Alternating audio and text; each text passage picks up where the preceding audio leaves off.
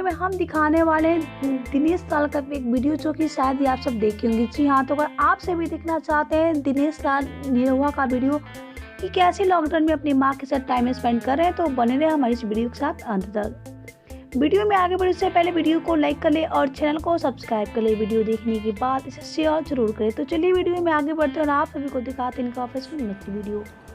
बतियावा तन देखा का कहते रिचार्ज कर कहते।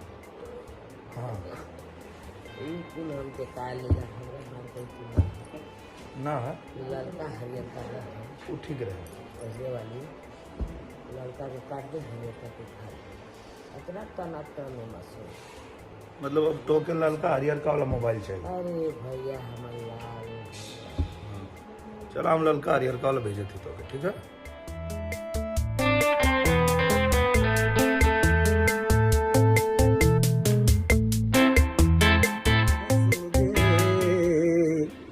तड़पने पे मेरे ना फिर तुम हंसोगे, कभी दिल किसी से लगा कर तो देखो, कभी दिल किसी से लगा कर तो देखो।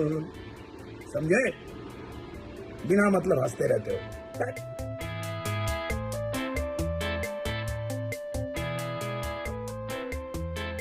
तो आप सबको वीडियो कैसा लगा बताएं हमें नीचे कमेंट बॉक्स में।